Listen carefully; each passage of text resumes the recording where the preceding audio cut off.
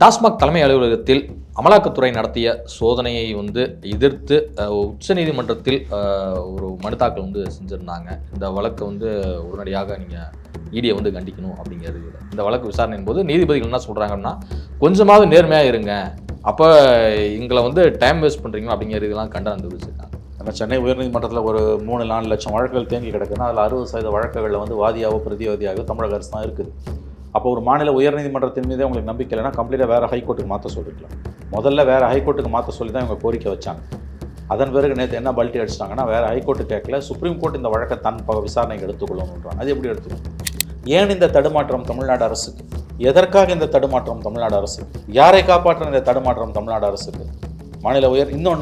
சென்னை உயர்நீதிமன்றத்துக்கு போனதே தமிழ்நாடு அரசு தான். நீங்களே போவீங்க, அப்புறம் நீங்களே அது மேலே நம்பிக்கை இல்லைன்னு சுப்ரீம் கோர்ட்டு போவீங்களா? அப்போ டைரெக்டாக சுப்ரீம் கோர்ட்டு போயிருக்க வேண்டியதானே. இந்த இடைப்பட்ட ஒரு வாரத்தில் என்ன நடந்தது? வேறு யாரோ போட்டு இவங்க எதிர் மனுதாரராக இருந்தால் இவங்க சுப்ரீம் கோர்ட்டுக்கு போனால் லாஜிக் கொண்டு பெட்டிஷனரே இவங்க தான் சுப்ரீம் கோர்ட்லேயும் போய் கேட்பாங்க. என்ன கிரவுண்ட்ஸில் கேட்குறீங்க அதை சொல்லுங்கள். எதற்காக சென்னை உயர்நீதிமன்றத்தில் இருக்கக்கூடிய டாஸ்மாக் சம்மந்தப்பட்ட வழக்குகளை, ஜஸ்டிஸ் சுப்பிரமணியம், ஜஸ்டிஸ் ராஜசேகர் அமர்வில் உள்ள மனுக்களை, டாஸ்மாக் சம்மந்தப்பட்ட வழக்குகளை சென்னை உயர்நீதிமன்றத்திலிருந்து உச்சநீதிமன்றத்துக்கு மாற்ற வேண்டும் என்று எதன் அடிப்படையில் நீங்கள் கோருகிறீர்கள்? அதையும் விளக்க மாட்டேங்கிறீங்க. ஏன் ரகுபதி அதை பேசவே மாட்டேன்றாரு? எல்லா பிரச்சனைக்கும் கருத்து தெரிவிக்கிற ரகுபதி ஏன் இதுக்கு மட்டும் வாய் திறக்க மாட்டேன்றாரு? இவங்க நல்ல நேரம் கவர்னர் தீர்ப்பு இவங்களுக்கு பார்த்தீங்களா, கவர்னர் எப்படியாவது காப்பாற்றுறாரு. ஒன்று நேரடியாக காப்பாற்றுறாரு, இல்லை மறைமுகமாக காப்பாற்றுறாரு. கடந்த 4 ஆண்டுகளாக திமுக காப்பாற்றக்கூடிய 2 பேர், ஒன்று கவர்னர் ரவி, இன்னொன்று அண்ணாமலை. நீங்கள் மந்திரியாக தொடர விரும்புகிறீங்களா இல்லையான்ற கேள்விக்கே பதில் சொல்லாமல் ஏன் டாச் பண்ணுறீங்க அப்படின்னு அதுக்கு தான் நேற்று இந்த பதில் மனு தாக்கல் பண்ணியிருக்காரு. நான் அமைச்சராக தொடர விரும்புகிறேன், நான் பை பெயில் கண்டிஷன்ஸை மீறலை அப்படின்னு. சுப்ரீம் கோர்ட் இது எப்படி பார்க்கும் நமக்கு தெரியாது.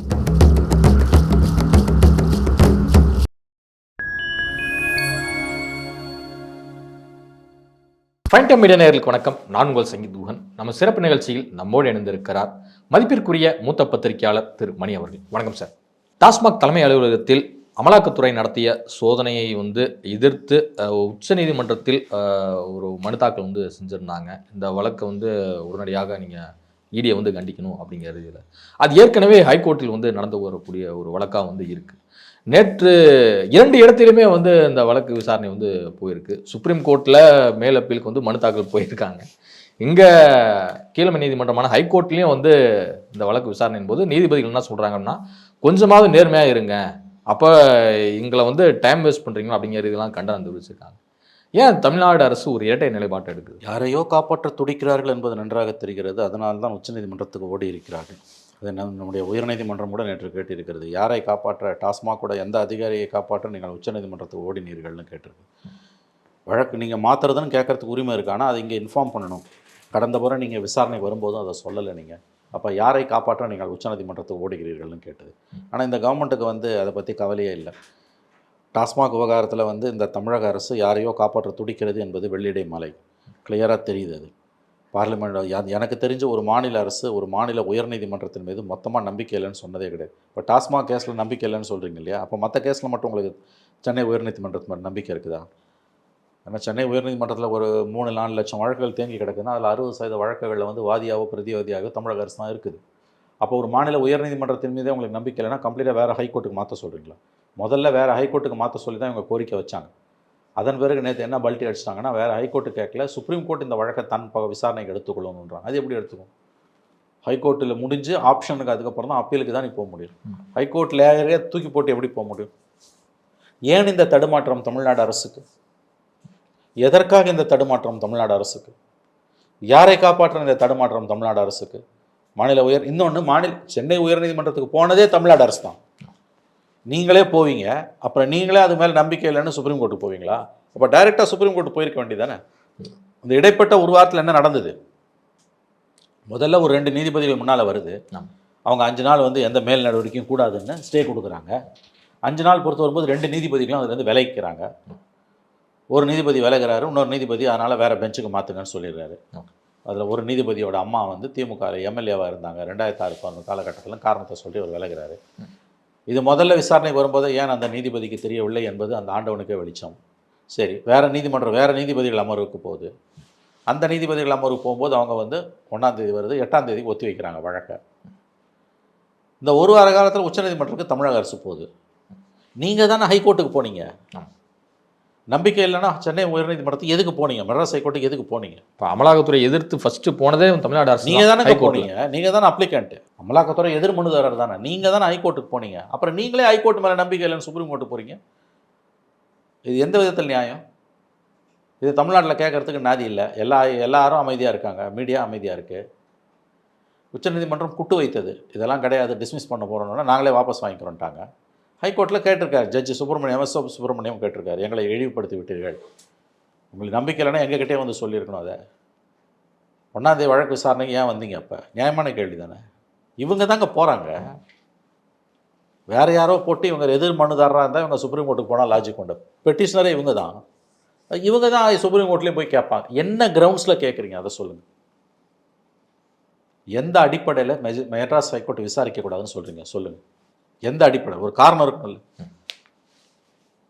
ஹைகோர்ட்டுக்கு அப்புறம் தான் சுப்ரீம் கோர்ட், டைரெக்டாக சுப்ரீம் கோர்ட்டுக்கு நீ போக முடியாது. Rarest of rare case. ஒரு கேஸ் உயர்நீதிமன்றத்துலேருந்து அப்படியே சுப்ரீம் கோர்ட்டுக்கு போகுதுன்னா அது எப்போ போகுதுன்னா, அதே மாதிரியான கேஸ் வேறு சில நீதிமன்றங்களில் பெண்டிங்கில் இருக்குன்னா அதே ப்ரேயரோட டூப்ளிகேட் ஆகிடும் ஜட்ஜ்மெண்ட்டு. இங்கே ஒரு ஜட்ஜ்மெண்ட் அங்கே ஒரு ஜட்ஜ்மெண்ட் கொடுப்பான். அதனால் வேணான்ட்டு தான் ஒரே மாதிரியான தன்மை கொண்ட வழக்குகளை உச்சநீதிமன்றத்துக்கு மாற்ற சொல்லி கேட்பாங்க. ஒரு உயர்நீதிமன்றத்தில் மொத்தமாக நம்பிக்கை இல்லைன்னு அரசே போனதாக இது வரைக்கும் வரலாறே கிடையாது, எனக்கு தெரிஞ்ச வரைக்கும் கிடையாது. ஒரு குறிப்பிட்ட நீதிபதியை விசாரிக்கக்கூடாது, வேறு பெஞ்சை மாற்றுங்கன்னு கேட்பாங்க. அது சீஃப் ஜஸ்டிஸ் ஏற்றுப்பார், அல்லது அந்த நீதிபதியை தானே ரெக்யூஸ் பண்ணிப்பார், விலகிப்பார். ஓகே. இது அப்படி இல்லை. ஒட்டுமொத்த மெட்ராஸ் ஹைகோர்ட்டு 64 ஜட்ஜி அனுபவம் இருக்கான் மெட்ராஸ் ஹைகோர்ட்டில். 60+ 60+ ஜட்ஜஸ் மேலேயும் உங்களுக்கு நம்பிக்கை இல்லை இல்லை? என்ன கேலி கூத்துங்க இது? எந்த அடிப்படையில் மெட்ராஸ் ஹைகோர்ட்லேருந்து சுப்ரீம் கோர்ட்டுக்கு மாற்றணும்னு சொன்னீங்க? அதை சொல்லுங்கள், விளக்குங்க. சட்ட அமைச்சர் ரகுபதி அதை விளக்கணும். ஏன்னா நம்ம கையில் பெட்டிஷன் டீட்டெயில் இல்லை. ஏன்னா இவங்க பெட்டிஷனை வித்ரா பண்ணிட்டாங்க. பெட்டிஷனை டிஸ்மிஸ் பண்ண போகிறோம் ஜட்ஜி சொன்னோன்னே வித்ரா பண்ணிட்டாங்க. நாங்களே வாபஸ் வாங்கிக்கிறோம் அப்படின்னு. இதில் என்னென்னா, அந்த மேல்முறையீட்டு மனுவை PS ராமன் அட்வொகேட் ஜெனரல் என்ன சொல்றாரு, 2 பெட்டிஷன், தமிழ்நாடு கவர்மெண்ட் போட்ட பெட்டிஷன் ஒன்று, டாஸ்மாக் போட்டது ஒன்று. இப்போ ராமன் சொல்கிறாரு தமிழ்நாடு கவர்மெண்ட் போட்டது தான் நாங்கள் வாபஸ் வாங்கினோம், டாஸ்மாக் போட்டதை வாபஸ் வாங்கலை, அது அவங்க பார்த்துப்பாங்க. இது என்ன நாடகம்னு புரியல.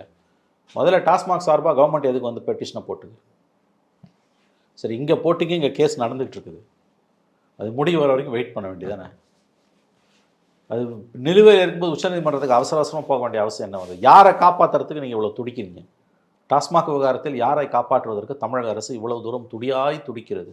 நேற்று ஜட்ஜு கேட்குறாரு, எந்த அதிகாரியை காப்பாற்றுறதுக்கு ஓடினீங்க சுப்ரீம் கோர்ட்டுக்கு? அருவருப்பா இல்லை இந்த கவர்மெண்ட்டுக்கு? அவலமா இல்லை? நேற்று சுப்ரீம் கோர்ட்டு தீர்ப்பை தலையில் தூக்கி வச்சு கொண்டாடுறாங்க, எல்லா தொலைக்காட்சியும் வாதிக்குது. இன்னும் 1 மாதம் அதை வச்சு ஓட்டிடுவானுங்க. திமுகவோட ஏன் சார் இப்படி சொல்கிறேன்? திமுகவோட தொங்கு சதையான தமிழகத்தின் 90% ஊடகங்களும், குறிப்பாக சாட்டிலைட் சேனல்ஸ், இதை வச்சு நேற்றைய உச்சநீதிமன்ற தீர்ப்பு கவர்னருக்கு எதிராக வந்ததை வச்சு குறைந்தது 1 மாதமாவது ஓட்டுவார்கள்.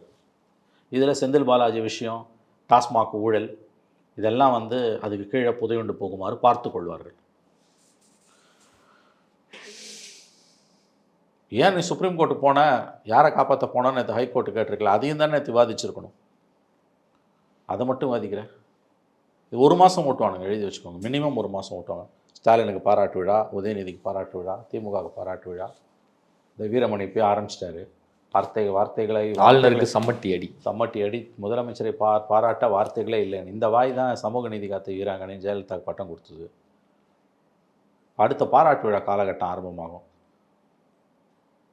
அந்த ஒரு சீசன் ஆரம்பமாகும், பாராட்டு விழா காலகட்டம். ஆனால் இப்போ தமிழ்நாடு அரசுக்கு பார்த்தீங்கன்னா நேற்று 2 விதமான தீர்ப்புகள் வந்திருக்கு. ஒன்று ஆளுநர் செய்து தவறு அப்படின்னு சொல்லிட்டு சுப்ரீம் கோர்ட்டே பயங்கரமாக கொட்டியிருக்கு. ஆனால் இன்னொரு பக்கம் பார்த்தீங்கன்னா அப்போ நீதிபதி மேலே நம்பிக்கை இல்லையா அப்படின்னு சொல்லிட்டு தமிழ்நாடு அரசுக்கு ஒரு கண்டனம் தெரிவித்ததாக தானே இதை நம்ம டாஸ்மாக் கருத வேண்டிய தேவை இருக்குது. கண்டனம் தெரிவித்து தான் போனாங்க, கண்டனம் தான் தெரிவிக்கப்பட்டிருக்கு.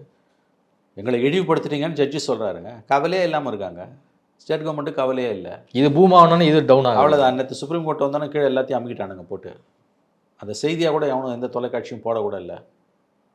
அதை 1 மணி நேரம் வாதிக்கிற நியாயமானது, இதை ஒரு 10 நிமிஷம் வாதிக்கலாம்ல. 10 நிமிஷம் வாதிக்கலாம், செய்ய மாட்டாங்க.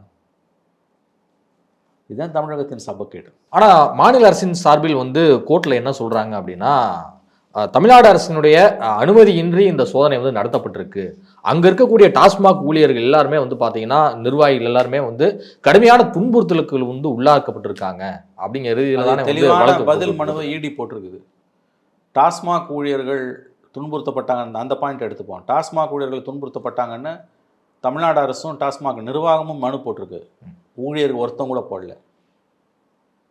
ஊழியர்கள் போடணும் இல்லை, மன உளைச்சலுக்கு ஆளானாங்க, வெங்காய உளைச்சலுக்கு ஆளானாங்க. ஏன் நீங்கள் உங்கள் போலீஸ் ரெய்டு பண்ணும்போது அப்போல்லாம் மன உளைச்சல் வராதா? ஜட்ஜு கேட்டிருக்காருல்ல, அதை நீண்ட நேரம் ரெய்டு நடந்தது, ஏன் உங்கள் போலீஸ் ரெய்டு பண்ணுறது இல்லையா? டாஸ்மாக் ஊழியர்கள் மன உளைச்சலுக்கு ஆளானாங்க, அரசுக்கு என்ன கவலை? உப்பத்தென்னவன் தண்ணி குடிக்க போகிறான். சட்டப்படி தான் நடக்குது. மாநில அரசோட அனுமதி தேவையில்லை இடி சோதனைக்கு. அது இடி எழுத்து மூட்டு போயிடலாம். முதல்ல ஏன் இவ்வளோ பயம் உனக்கு? நான் கேட்குறேன், எதுக்கு அவசர அவசரமாக சுப்ரீம் கோர்ட்டு போகிறேன்? அப்புறம் எதுக்கு அது உடனே வாபஸ் வாங்குறீங்க? இல்லை, வேறு மாநிலத்துக்கு மாற்ற இது கேட்கவே இல்லை. சுப்ரீம் கோர்ட் ரகுபதி வந்து நாங்கள் கேட்கல அப்படிங்கிறாரு. பச்சையாக போய் சொல்கிறாங்க. அன்றைக்கி எல்லாம் லைவ்லாம் ரிப்போர்ட் ஆச்சு. இவங்க வக்கீல் வந்து வேறு மாநிலத்துக்கு உயர்நீதிமன்றத்துக்கு, எந்த மாநில உயர்நீதிமன்றத்துக்கு வேணால் மாற்றுங்கன்னு தான் கேட்டாங்க. அவர் நான் இதை விசாரிக்கிறேன்னு ஜட்ஜு சொன்னப்போ அடுத்த நாள் விசாரணைக்கு ஒரு 4 நாள் பொறுத்து வரும்போது நாங்கள் உயர்நீதிமன்றத்தை கேட்கல, உச்சநீதிமன்றம் தானே எடுத்துக்கணும் இந்த வழக்கு. ஏன் உச்சநீதிமன்றம் எடுத்துக்கணும்? நான் இப்போ அதுக்கு வாங்க, இந்த கேஸை மெட்ராஸ் ஹைகோர்ட்லேருந்து சுப்ரீம் கோர்ட்டுக்கு ட்ரான்ஸ்ஃபர் பண்ணணுன்றது தான் தமிழ்நாடு கவர்மெண்ட்டோட ப்ரேயர் வாதம். அதான் அவங்களுடைய வாதம், ப்ரேயர். அதுதான் அவங்க கோரிக்கை. உச்சநீதிமன்றத்துக்கு தமிழக அரசோட கோரிக்கை என்பது ப்ரேயர்னு வாங்க ஆங்கிலத்தில். அது என்னென்னா, சென்னை உயர்நீதிமன்றத்தில் இருக்க டாஸ்மாக் சம்மந்தப்பட்ட வழக்குகள் எல்லாத்தையும் சுப்ரீம் கோர்ட்டுக்கு மாற்றுங்கன்னு கேட்குறீங்க. சரி, அதுக்கான உரிமை உங்களுக்கு இருக்குது, கேட்குற உரிமை உங்களுக்கு இருக்குது. ஜஸ்டிஸ் சுப்பிரமணியம் கூட எடுத்து சொன்னார், சுப்ரீம் கோர்ட்டுக்கு போகிறதுக்கான உரிமையெல்லாம் உங்களுக்கு இருக்குது, அதை யாரும் சொல்லலை. ஏன் போகணும்னு விரும்புறீங்க? ஒரு காரணம் இருக்கும். அதையாவது முன்கூட்டி சொல்லணும்ல. முன்கூட்டி கூட வேணாம், பின்கூட்டியாவது சொல்லணும்ல, வந்த பிறகாவது சொல்லணும்ல. எதற்காக சென்னை உயர்நீதிமன்றத்தில் இருக்கக்கூடிய டாஸ்மாக் சம்பந்தப்பட்ட வழக்குகளை ஜஸ்டிஸ் சுப்பிரமணியம், ஜஸ்டிஸ் ராஜசேகர் அமர்வில் உள்ள மனுக்களை, டாஸ்மாக் சம்பந்தப்பட்ட வழக்குகளை சென்னை உயர்நீதிமன்றத்திலிருந்து உச்சநீதிமன்றத்துக்கு மாற்ற வேண்டும் என்று எதன் அடிப்படையில் நீங்கள் கோருகிறீர்கள்? அதையும் விளக்க மாட்டேன்றீங்க. ஏன் ரகுபதி அதை பேசவே மாட்டேன்றாரு? எல்லா பிரச்சனைக்கும் கருத்து தெரிவிக்கிற ரகுபதி ஏன் இதுக்கு மட்டும் வாய் திறக்க மாட்டேன்றாரு? எதுக்காக சார் போகிறீங்க? என்ன காரணம் அதை சொல்லுங்கள். ஜஸ்ட் லைக் தட் நீ கேட்க முடியாது. மெட்ராஸ் ஹைகோர்ட்டுன்றது சுப்ரீம் கோர்ட்டோட பழமை வாய்ந்தது. Madras high court, Delhi high court, Calcutta high court இதெல்லாம் பிரிட்டிஷ்காரன் ஆரம்பிச்சது. பிரிட்டிஷ் நாடாளுமன்றத்தில் சட்டம் இயற்றி ஆரம்பிக்கப்பட்டது. அதனால தான் அதுக்கு பேர் சார்ட்டர்ட் கோர்ட்ஸ்னுவாங்க. 1950 தான் சுப்ரீம் கோர்ட் வருது. இதெல்லாம் வந்து அதுக்கு முன்னால் 19ஆம் நூற்றாண்டுலேருந்து இருக்கக்கூடிய பழமை வாய்ந்த 3 நீதிமன்றங்களில் ஒன்று. பல விஷயங்களில் உச்சநீதிமன்றத்துக்கு இணையானது உயர் நீதிமன்றங்கள். ஒரு என்டையர் ஹைகோர்ட் மேலே எனக்கு நம்பிக்கை இல்லைன்னு ஏன் போகிற? யாரை காப்பாற்ற போகிற? இதை தான் ஜட்ஜு கேட்குறார். யாரை காப்பாற்ற போகிறீர்கள்? அப்படின்னாங்க பயம். சிம்பிள் கொஸ்டின், எதன் அடிப்படையில் இந்த கோரிக்கை சொல்லு.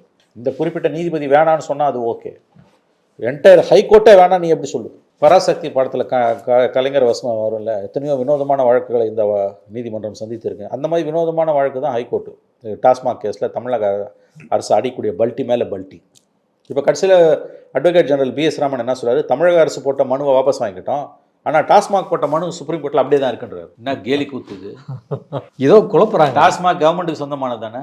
ஆமாம், உங்களுக்கு சொந்தம் இல்லையா? அதில் நாளைக்கு எனக்கு சொந்தம் இல்லைன்னு வாங்க, தமிழ்நாடு கவர்மெண்ட்டுக்கு சொந்தம் இல்லைன்னு வாங்க. எல்லா நாடகத்தையும் ஆடுவாங்க, எல்லா விதமான நர்த்தனங்களையும் இவர்கள் ஆடுவார்கள். யாரையோ காப்பாற்ற இவர்கள் துடியாய் துடிக்கிறார்கள், அது மட்டும் நல்லா தெரியுது. மடியில் கணம் இருந்தால் தானே வழியில் பயம். நீங்கள் தான் உத்தம சீலர்கள் இல்லை, திராவிட மாடல் இல்லை, சமூக நீதி காத்த அரசு இல்லை. இடி வந்து விசாரிக்கட்டுமே, நீ தப்பு பண்ணல, இடி விசாரிக்கட்டுமே. எதுக்கு குதிக்கிற? எதுக்கு பதறி அடிச்சுட்டு ஓடுறீங்க? ஹைகோர்ட்டுக்கு ஓடுறீங்க, சுப்ரீம் கோர்ட்டுக்கு ஓடுறீங்க. ஐநா சபைக்கு மட்டும் போல இல்லை, உலக நீதிமன்றம் இருக்குல்ல, international court of justice, ICC, the Hague நகரில் இருக்குது, அங்கே மட்டும்தான் போல, மற்ற இடத்துக்கெல்லாம் போயாச்சு. அதுக்கு வழி வந்து அங்கேயும் போயிடுவாங்க. சர்வதேச நீதிமன்றத்தில் ஈடிக்கு எதிராக திமுக வழக்கு, அதெல்லாம் நடக்கும். துடிக்கிறாங்க அப்படியே யாரையா காப்பாற்று. இல்லை, டாஸ்மாக் ஊழல் தொடர்பாக 1000 கோடி ரூபாய் வந்து முறைகேடு நடந்திருக்குன்னு சொல்லி இடி ஒரு ப்ரெஸ் ரிலீஸை அறிவிச்சதுலேருந்தே இது மாதிரியான அந்த செய்திகள் வந்து திமுக தரப்புக்கு சற்று கலக்கத்தை தான் சற்று இல்லை, ரொம்ப கலக்கத்தை ஏற்படுத்துங்க, நடுங்குகிறார்கள். அதனால தானே உச்சநீதிமன்றத்துக்கு போகிறாங்க. பொதுவெளியில் இருக்கிற விஷயத்தை மட்டும் வச்சுமே பாருங்கங்க. வீரர்களாக வெளியில் ஆவேசம் காட்டுவாங்க. நடைமுறை என்ன? எதுக்கு சுப்ரீம் கோர்ட்டுக்கு போனோம் அது சொல்லு. இந்த கேஸ் எல்லாத்தையும் சுப்ரீம் கோர்ட்டுக்கு மாற்றணும்னு ஏன் கேட்டேன்? அந்த டீட்டெயிலில் சொல்ல, எந்த கிரவுண்ட்ஸில் கேட்டேன்? ஸ்வீப்பிங் சார்ஜ் உயர்நீதிமன்றத்தின் மேலே சேர்த்த வாரி அடிச்சிருக்கீங்க, அதை தான் நேற்று ஜட்ஜி சொல்கிறார். ஹைகோர்ட் ஆஸ் அன் இன்ஸ்டிடியூஷனுக்கு இது இன்சல்ட். குறைந்தபட்ச நேர்மையாவது நடந்துக்குங்க அப்படின்னு Exactly. சொல்றாங்க. அந்த வார்த்தை ரொம்ப நோட் பண்ண Exactly. முடியாது. குறைந்தபட்ச நேர்மை கூட தமிழக அரசுக்கு இல்லை என்பதுதான் சென்னை உயர்நீதிமன்றத்துடைய நேற்றைய நிகழ்விலிருந்து நாம் தெரிந்து கொள்ள வேண்டியது. கொஞ்சம் குறைஞ்சபட்ச நேர்மை கூட உங்களுக்கு இல்லை. நீங்கள் தானே பெட்டிஷனர், நீங்கள் தானே போனீங்க ஹைகோர்ட்டுக்கு. அப்புறம் நீங்களே சுப்ரீம் கோர்ட் டைரெக்டாக நீ சுப்ரீம் கோர்ட் போயிருக்கலாமே. சுப்ரீம் கோர்ட் டைரெக்டாக அப்ரோச் பண்ணியிருக்கலாம்ல. போய் பெட்டிஷனை போட்டது நீங்கள். அப்புறம் நீங்களே போய் சுப்ரீம் கோர்ட்டில் எனக்கு நம்பிக்கை இல்லைன்னு. சரி, எந்த அடிப்படையில் நம்பிக்கை இல்லை சொல்லுவா? கெடுக்கபடி கேள்வி தான் கேட்டிருக்காங்க கோர்ட்டு. எதுக்கும் பதில் கிடையாது. இவங்க நல்ல நேரம் சுப்ரீம் நேற்று இந்த தீர்ப்பு வந்து இவங்களை காப்பாற்றிடுச்சு. கவர்னர் தீர்ப்பு வந்து இவங்களுக்கு பார்த்தீங்களா, கவர்னர் எப்படியாவது காப்பாற்றுறாரு. ஒன்று நேரடியாக காப்பாற்றுறாரு, இல்லை மறைமுகமாக காப்பாற்றுறாரு. கடந்த 4 ஆண்டுகளாக திமுக காப்பாற்றக்கூடிய 2 பேர், ஒன்று கவர்னர் ரவி, இன்னொன்று அண்ணாமலை. இவங்க 2 பேரையும் மாற்றிட்டா தமிழ்நாடு கவர்மெண்ட் என்ன கதிக்கு ஆளாகும்னு தெரியல நமக்கு. இவங்களை 4 வருஷமாக காப்பாற்றிட்டு இருக்குது ஆளுநர் ரவியும் பிஜேபி தலைவர் அண்ணாமலையும். ஒன்று நேரடியாக காப்பாற்றுவாங்க, இல்லை இவங்க போடுற வழக்குகள் மூலமாக வரக்கூடிய தீர்ப்பு இல்லை. இப்போ பாருங்கள், நேற்று டாஸ்மாக் விஷயத்தில் தமிழக அரசுக்கு பெருத்த பின்னடைவு ஏற்பட்டிருக்கிறது. சந்தி சிரிக்குது தமிழக அரசோட செயல்பாடுகள். ஆனால் அதை பற்றி ஒருத்தம் கூட பேசலை. அப்படியே டைவர்ட் ஆகிடுச்சு கவர்னர் ரவி விஷயத்தில் கொடுத்த தீர்ப்பு. அப்போ இந்த ஆளுநர் தான் இந்த கவர்மெண்ட்டை காப்பாற்றுறாரு. முந்திலாம் நேரடியாக காப்பாற்றுவார், இப்போ மறைமுகமாக காப்பாற்றுறாரு. அதே தான் அண்ணாமலை. நாளைக்கு இன்னொரு பெரிய பிரச்சனை வருதுன்னா அண்ணாமலை ஏடாகூடமாக ஏதாவது பேசி திமுகவை காப்பாற்றிடுவார். டாஸ்மாக் துறையுடைய அமைச்சராக வந்திருக்கிறார் செந்தில் பாலாஜி அவர்கள். அவரும் சற்று தூக்கம் இழந்து தான் இருக்கிறாரா? ஏன் அப்படின்னு கேட்குறேன் அப்படின்னா, நேற்று தான் வந்து இன்னொரு வழக்கும் அவர் மீதான வந்துச்சு விசாரணைக்கு. என்ன அப்படின்னா, இந்த ஓட்டுநர் மற்றும் நடத்துனர் பணிகளுக்கு வந்து காசு வாங்கிட்டு இவர் வந்து வேலை போட்டு தருவதாக கூறி ஏமாற்றியதாக அந்த ஒரு புகாரும் வந்துச்சு. அதில் வந்து உச்சநீதிமன்றம் வழங்கிய ஜாமீனுக்கு மீறி நான் நடந்துக்கல, ஜாமீனை மீறி நான் எதுவுமே செய்யலை அப்படிங்கிறதுல அவர் தரப்பில் வந்து கோர்ட்டில் பிரமாண பத்திரம் வந்து தாக்கல் செய்யப்பட்டது. அதுதாங்க சுப்ரீம் கோர்ட்டில் வருது இந்த கேஸ். இன்றைக்கி வருது, அதாவது 9ஆம் தேதி வருது. இன்றைக்கி ஏப்ரல் 9 வருது. நேற்று ஏப்ரல் 8 அந்த பிரமாண பத்திரம் தாக்கல் பண்ணியிருக்காரு. ஏன்னா இதுக்கு முன்னால் 2 ஹியரிங்லேயும் சுப்ரீம் கோர்ட் 7 தடவை நீங்கள் அமைச்சராக தொடர விரும்புகிறீங்களா இல்லையான்னு கிடுக்கிப்பிடி கேள்வி போட்டு கேட்டது. அதுக்கு தான் பதில் சொல்கிறதுக்கு நேற்று அந்த அஃபிடவிட்டை போட்டிருக்காரு. நான் மந்திரியாக தான் தொடருவேன், யாரும் என்னை ஆட்ட முடியாது, அசைக்க முடியாது, ஜாமீனை மீறல, நான் ஜாமீன் கண்டிஷனை மீறல, குற்றம் நிரூபிக்கப்படவர்கள் நான் நிரபராதி தான் அப்படின்னு உத்தமர் வேஷம் போட்டுக்கிட்டு அந்த அஃபிடவிட்டை தாக்கல் அது பண்ணி தான் ஆகணும். ஏன்னா லாஸ்ட் டைம் சுப்ரீம் கோர்ட் கடுமையாக கண்டனம் தெரிவித்தது. நீங்கள் மந்திரியாக தொடர விரும்புகிறீங்களா இல்லையான்ற கேள்விக்கே பதில் சொல்லாமல் ஏன் டாஜ் பண்ணுறீங்க அப்படின்னு. அதுக்கு தான் நேற்று இந்த பதில் மனு தாக்கல் பண்ணியிருக்காரு. நான் அமைச்சராக தொடர விரும்புகிறேன், நான் பெயில் கண்டிஷன்ஸை மீறலை அப்படின்னு. சுப்ரீம் கோர்ட் இதை எப்படி பார்க்கணும்னு நமக்கு தெரியாது. குற்றம் சுமத்தப்பட்டதாலேயே ஒருவர் வந்து குற்றவாளி கிடையாது. அப்படி பார்த்தா ஜெயலலிதா மேலே வந்து குற்றம் சுமத்தி சார்ஜ் ஷீட்லாம் ஃபைல் பண்ணி சார்ஜஸ் ஃப்ரேம் பண்ண பிறகு 14 வருஷம் முதலமைச்சராக இருந்தாங்க, 14 வருஷம் பதவியில் இருந்தாங்க. 2003 அன்பழகம் போட்ட கேஸில் இங்கேருந்து சென்னையிலேருந்து பெங்களூருக்கு மாற்றினப்ப அந்த ஒரு 3 வருஷம். ஏன்னா அதுக்கு முன்னாலே 2000 வந்து அவங்களுக்கு எதிரான குற்றச்சாட்டுகளில் சார்ஜஸ் ஃப்ரேம் பண்ணிட்டாங்க. ஸோ 2000 2001 பதவிக்கு வராங்க. அப்பயே குற்றம் சுமத்தப்பட்டவர் மட்டுமல்ல, குற்றச்சாட்டுகள் பதிவு செய்யப்பட்டவர். 2001 2006 அப்புறம் 2011 14 ஜட்ஜ்மெண்ட் வர வரைக்கும் 10 வருஷம் குற்றம் சுமத்தப்பட்டு குற்றச்சாட்டுகள் பதிவு செய்யப்பட்ட பிறகு வழக்கு விசாரணையை எதிர்கொண்ட ஒரு தலைவராகத்தான் ஜெயலலிதா இருந்தார். அப்போ அது ஜெயலலிதாவுக்கு ஒரு நியாயம், செந்தில் பாலாஜிக்கு ஒரு நியாயமா? வாய்தா ராணிலாம் திமுகவினர், வாய்தா ராணியும் திமுக கொடுத்த பட்டம் இருக்குது. அதே வாய்தா ராஜாக்களாக அவங்க மந்திரிங்க எத்தனை பேர் வாய்தா வாங்கினாங்கன்றது ஆனந்த் வெங்கடேஷ் ஜட்ஜ்மெண்ட்டில் வந்தது. பழைய கேஸ்லாம் reopen பண்ணார்ல, Ponmudi, Thangam Thennarasu, KKS sir, இவங்க கேஸ் எல்லாம் வந்து இவங்கெல்லாம் வாய்தா ராஜாக்கள். ஜெயலலிதா வாய்தா ராணினா இவர்கள்லாம் வாய்தா ராஜாக்கள். ஒரு சுப்ரீம் கோர்ட்டில் போய் இவங்களும் ஸ்டே வாங்கினாங்க. அதனால் இது வந்து மடியில் கனம் உள்ளவர்கள் பயணத்தில் அஞ்சத்தான் செய்வார்கள். இப்போ நீங்கள் சொல்கிறத பார்த்தா நீதிமன்றத்தில் பல வழக்குகள் வந்து சேர்ந்துக்கிட்டே இருக்கும் போல் இருக்கு. ஆமாம், வக்கீலுக்கு கொண்டாட்டம், ஸ்டார் வக்கீலுங்களுக்கு கொண்டாட்டம். ஓகே, 10 லட்சம் 15 லட்சம் ஃபீஸ் வாங்கலாம்ல, கொண்டாட்டமோ கொண்டாட்டம். ஹைகோர்ட்டில், சுப்ரீம் கோர்ட்னா கூட இன்னும் அதிகமாக போவாங்க. பொங்கல் வக்கீலுங்களுக்கு தான் கொண்டாட்டம். இதுவரை உங்கள் பல்வேறு கருத்து உங்களுக்கு சார்.